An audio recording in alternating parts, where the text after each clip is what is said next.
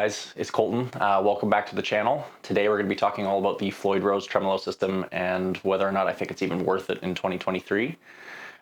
If you're new here and you stumbled across my videos, first off, just want to say thanks so much for checking me out. I usually make metal guitar covers or talk about guitars, and today's going to be more of like a kind of an opinion piece, I guess, on Floyd Rose, but it's all going to be backed up with examples and my experiences.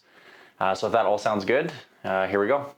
Before we get started, I just want to say please subscribe and leave a like. It really helps the channel get seen by a larger audience, and hopefully you'll find this video informative and also helpful, to future guitar purchases.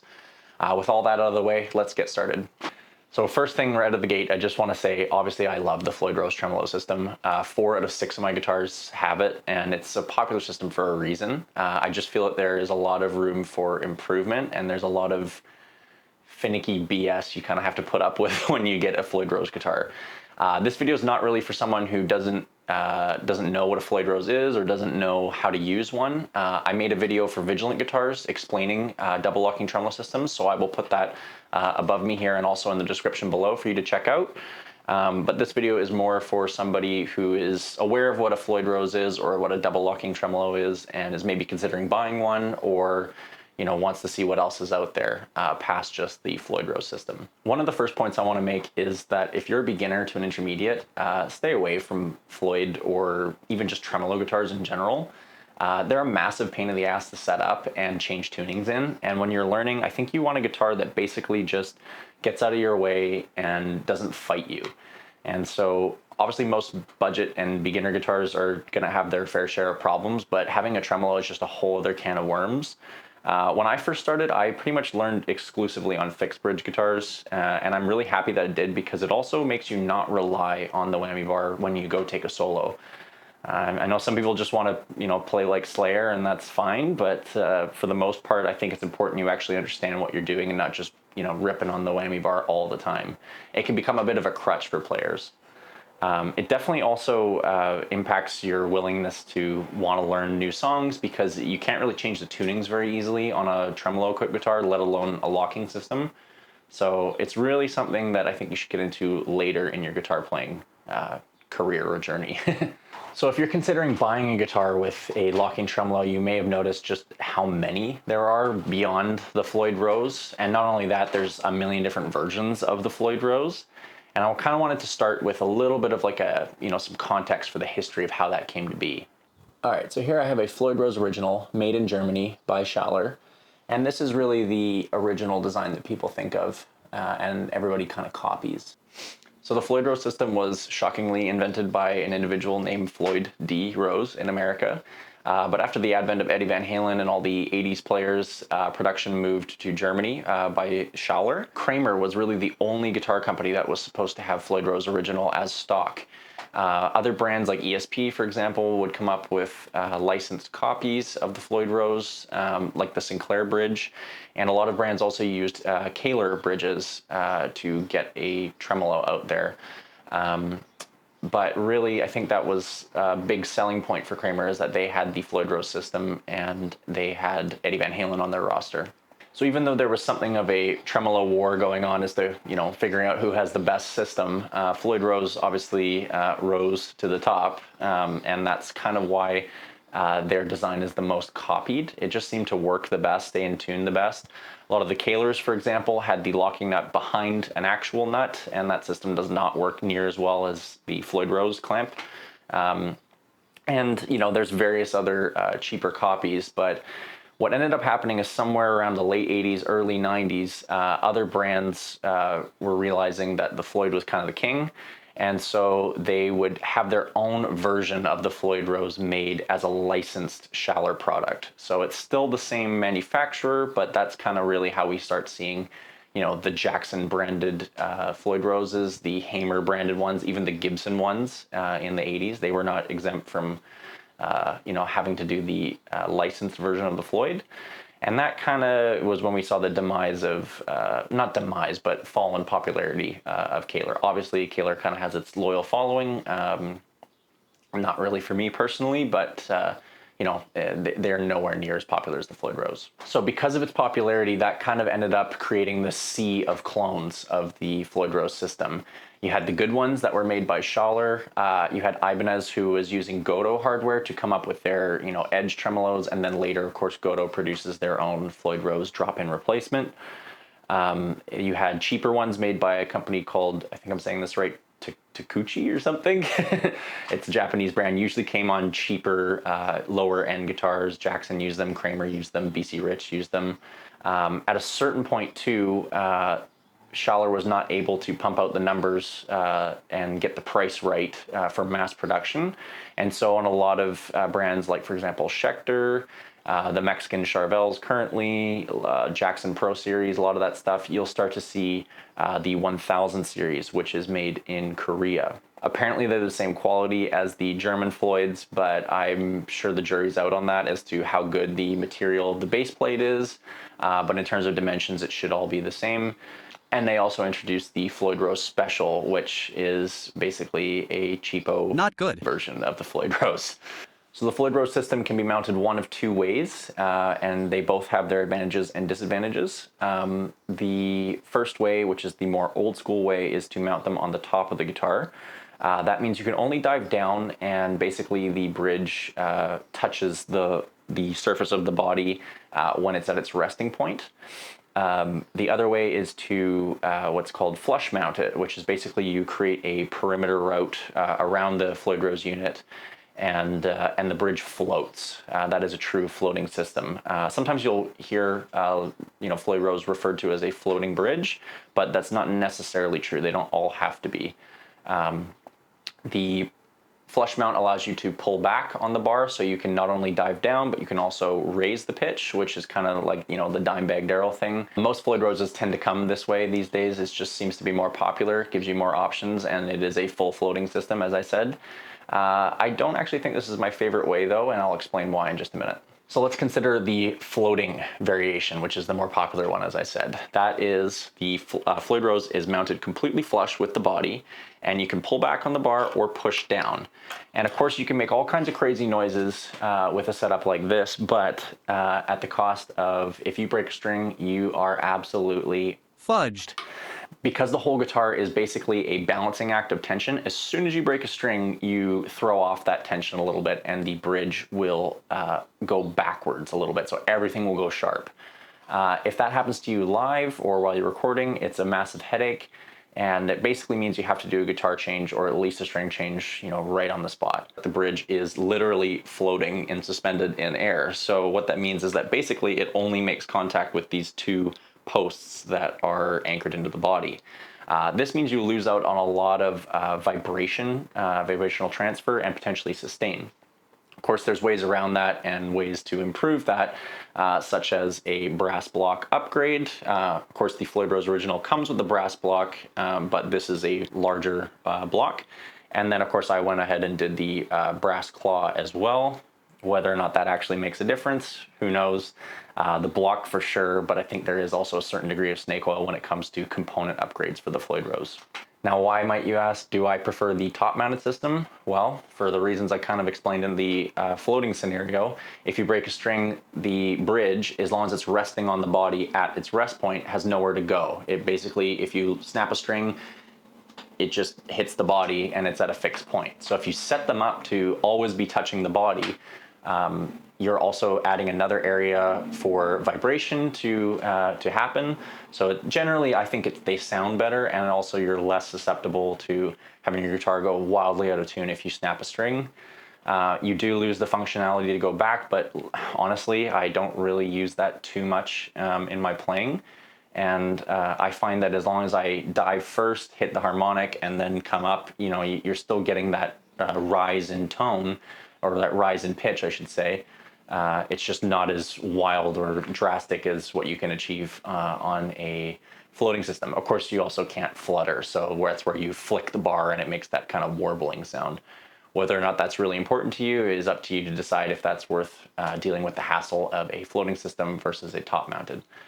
Both are currently in production from various companies. You can still get a top-mounted Floyd, even though it's less common, but it is something to think about. Okay, so another point I want to make is that due to the sheer widespread number of Floyd copies and versions of the Floyd Rose throughout the years, you are inevitably going to run into problems if you try to do a retrofit of one Floyd part or the whole unit to another. I've had plenty of experience with this, modifying my own guitars over the years, and also working with a luthier. I've learned so much about the difference in the ages of the Floyd Rose and also swapping between brands. My very first time I tried to swap Floyd components was on a Japanese Charvel from the early 90s. It had a Jackson branded Schaller made, just like the originals, Floyd Rose. That guitar had a lot of pitting and corrosion and rust on a lot of the replaceable or consumable components, such as the string clamps, all the hardware, the intonation screws, and the clamp screws up at the nut. So I decided to buy a bunch of Floyd Rose original stainless steel parts to try and fix it up. So right away I ran into problems. The string blocks on the modern Floyd Roses do not fit the Schaller old school Floyds, which, even though that's the same parent company, or manufacturer I should say, of Floyd Rose original, does not match. So I had to permanently modify the saddles by, basically sanding away and chipping away material from the saddles to fit the blocks into the saddles. The other thing is that the string clamp screws, the part that actually presses against the block and then locks your string in place, they're way shorter on the Schaller Floyds. There's all these little things. So thankfully I was able to make it work, but it did limit my ability to pull back on that tremolo because the screws were so long. And of course I had to permanently mar that tremolo, which basically means I'll never be able to put it back to stock. Not only that, if you're looking at a Floyd Rose used, for example, there are differences between the age of the Floyd then and now, and also things that can go wrong if you buy a used Floyd. For example, the knife edges, which is the fulcrum point with which the tremolo pivots on, they can wear over time, even though they are made of, presumably hardened steel. Over time they do degrade, and it affects the ability for the tremolo to come back to pitch properly. And also the old school Floyds used to use wood screws to go into the body to act as the posts, the pivot points, and now they use a bushing system where it's simply inserted into the body and then the posts are threaded into that bushing. All kinds of things can go wrong when changing or dealing with an older Floyd. Another factor is the block size and the trem cavity route. Floyds come in various different heights of block sizes, and that's really that depends mostly on whether it's flush mounted, top mounted, or put on something like a Les Paul where there's a carved top and it has to sit quite high before it actually reaches down to where the cavity is. If you get the wrong size, you will impact your ability to put on a back plate, or sometimes even, which has happened to me, the travel of the Floyd Rose is impacted as soon as you add a larger block. So if you add the ever popular fat brass block, maybe you won't be able to get as much dive room as you initially had. So hopefully it makes somewhat sense why I'm saying that I think it's important to not be a beginner before you get into a Floyd Rose system, because there's obviously lots to know, and you have to know how your gear works before you can really get into one. So who really is the Floyd Rose for? So the Floyd Rose is really for somebody who watched Dimebag Darrell do this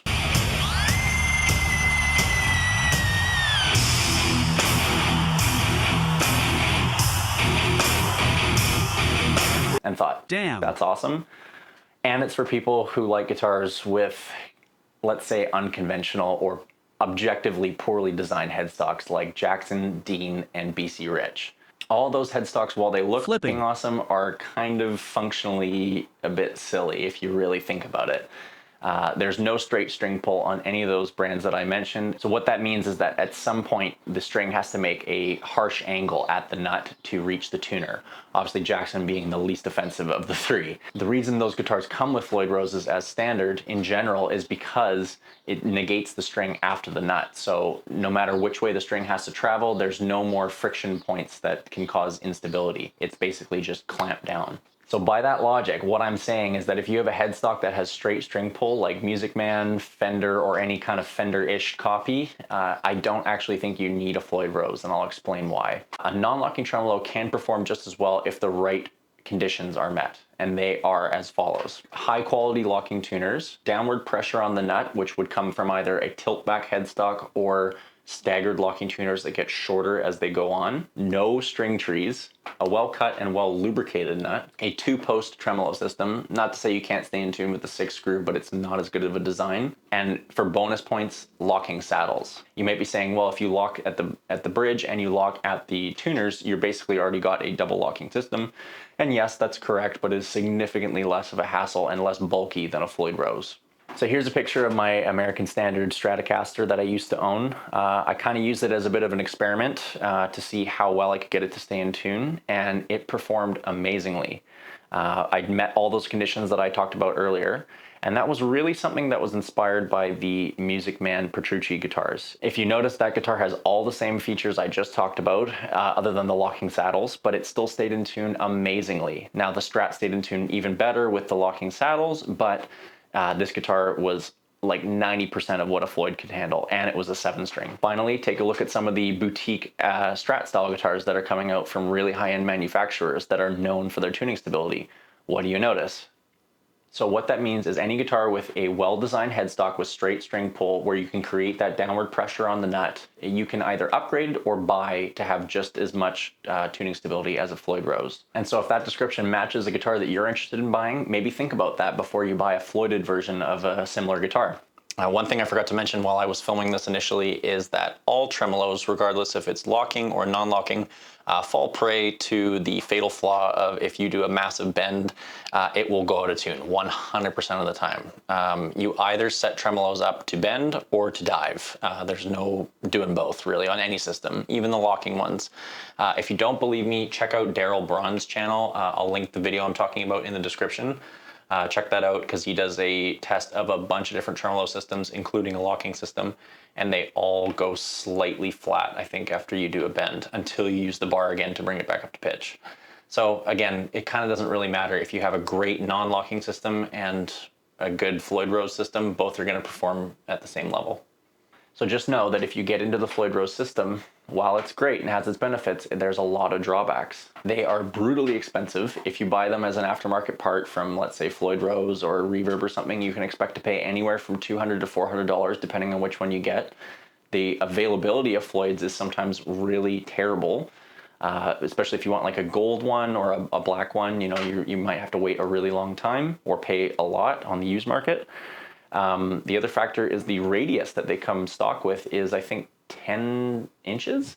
So what that means is that it's more appropriate for like a Fender style guitar with a rounder fingerboard radius, which makes no sense to me because almost every guitar that has a Floyd Rose is like a shredder guitar with a flatter radius. So kind of doesn't really make sense because you'll never get a beautiful, perfect setup with a system like that. A lot of the other copies and better systems have actually managed to fix that. The other factor is if you're a little bit crazy like me and you don't like seeing pitting and corrosion and you want kind of all the bells and whistles, yeah, Floyd is great for the fact that you can buy all those, but that's just it. You've paid, you know, let's say $350 for the Floyd Rose just to begin with. And then if you want all the bells and whistles like the brass claw, the brass block, all the titanium and stainless upgrades that your little heart desires, next thing you know, you're adding hundreds of dollars on top of an already expensive bridge. Sometimes the bridge could be more expensive than the guitar that you buy. And yeah, like I said, if you love those crazy headstocks from BC Rich or Dean or Jackson, just know that the string is going to bore its way through the nut and slowly create a groove in there that no matter how much you clamp down, the string can slip through and cause you to go out of tune. Another thing you might want to consider is that if you like to down tune or play in really low tunings, you're going to run into problems with the Floyd Rose. For one, it's a pain in the ass to intonate it unless you buy another tool for more money. And the other factor is that you're going to have to add more springs in the back in order to compensate for the added tension on the strings.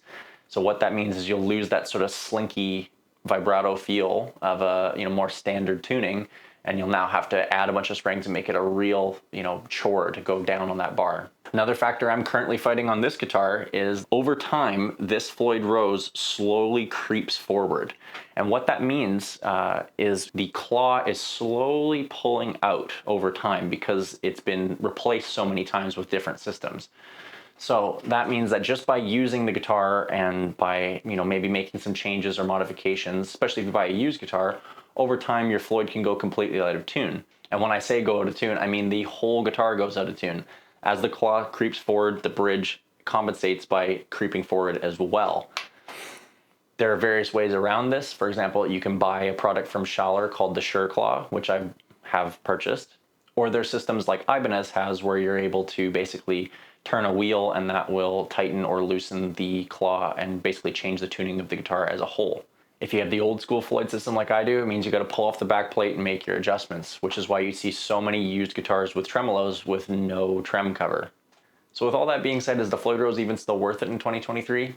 It's up to you to decide, but I think it's kind of a necessary evil in a lot of ways. It doesn't make sense to completely rip out a perfectly good Floyd Rose original and replace it with something else unless you're really dead set on another system. But I do find myself wishing they would update the saddles to make the radius more appropriate for modern guitars, and I wish the prices weren't so expensive. It can be a huge deterrent when I'm looking at a used guitar and it comes with a Floyd, and I'm thinking, oh man, here's another bill on top of the cost of the guitar that I'm gonna have to spend to either repair it or get it up to function or even just replace it altogether.